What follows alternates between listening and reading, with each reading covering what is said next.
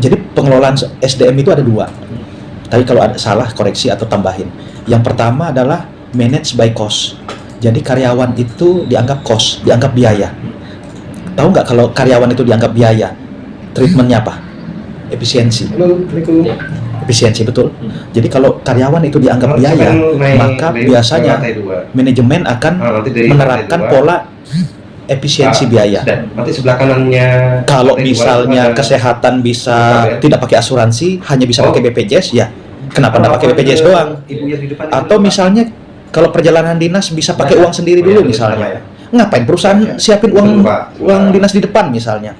Atau misalnya seragam kalau masih belum rusak, ngapain diganti, pakai aja dulu. Nah itu kalau misalnya treatmentnya karyawan dianggap cost. Tapi ada satu lagi yang namanya manage by asset. Jadi karyawan itu dianggap aset. Kalau dianggap aset, trainingnya diperhatiin. Siapa namanya? Sampean harus buat training plan untuk pengembangan karyawan, budgetnya ada, trainernya ada. Nah itu kalau dianggap aset. Kan jadi sebenarnya kalau dianggap aset itu kan kita lihat dari treatmentnya kan. Kita punya AC aja, kalau kita anggap aset, AC ini pasti kan maintenance kan? Iya. Sama juga dengan karyawan, treatmentnya yang penting itu. Kesehatannya diperhatikan, ya. Struktur gajinya diperhatiin. Bahkan kayak kita aja, makan siang kita aja disediain sama perusahaan. Karena kita dianggap aset. Ini teman saya, HRD. Suatu saat dia diterima di perusahaan baru nih. Diterima jadi HR manager. 6 bulan kemudian saya ketemu sama dia. Dia panggil aku, "Bang, banyak perubahan Bang yang aku lakukan di sini, Bang. Salah satunya adalah aku ingin karyawan ini adalah aset. Dirubahlah namanya. Awalnya itu Human Resource Department jadi Human Capital Department."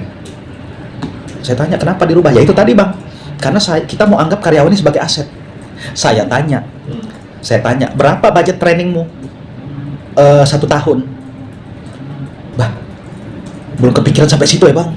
Lah, gimana sih kamu bicara soal aset, tapi kamu nggak punya budget training? Iya. Ya lucu dong, bertentangan dong, ya kan? Iya. Dirimu aja kan harus buat budgetnya, buat COE-nya dan macam-macam, ya kan? Lalu saya tanya, kesehatan karyawanmu pakai asuransi apa? Nggak ada, Bang, cuma BPJS. Lah, kenapa kamu bilang kamu anggap karyawanmu aset, tapi treatmentnya ke karyawan nggak seperti aset gitu? Lucu. Nah, jadi ini yang masih paradigma ini yang masih terjadi di ini. Makanya kalau ada kategori mengatakan dia menganggap karyawan jadi aset itu apa yang beda? enggak, kalau menurut saya dia ikutin tren aja.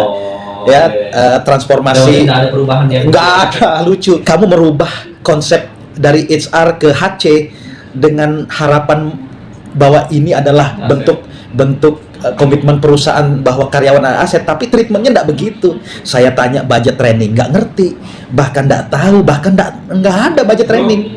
Lah, terus kamu anggap karyawanmu aset, kan lucu. Saya tanya, berapa ada nggak budget kesehatan untuk karyawan? Nggak ada, pakainya cuma yang di mandatori pemerintah. Aduh, wajib bukan? iya mandatori. Kalau bisa dikontrak aja ngapain permanen, ya kan? Macam-macam. Mungkin yang lain juga begitu. Konsepnya karyawan adalah aset, tapi treatmentnya ya cost, efisiensi. Agak lucu. Nah banyak HR sendiri pun banyak nggak ngerti terkait konsep-konsep HR, konsep human capital dan macam-macam itu banyak nggak ngerti. Mereka sekedar ikuti tren, tapi pelaksanaan di lapangan nggak begitu. Saya nggak tahu ya di luar treatment dua hal tadi, saya nggak tahu kalau ada yang lain. Saya nggak tahu. Tapi yang setahu saya ya 2 hal itu.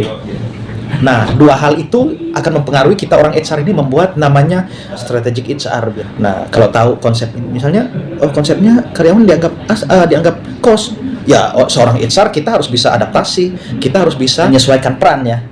Tapi kalau misalnya konsepnya adalah karyawan dianggap aset, ya orang HR juga harus bisa membuat strategi yang inline dengan tujuan dari kenapa kita menganggap karyawan itu aset. Itu penting itu.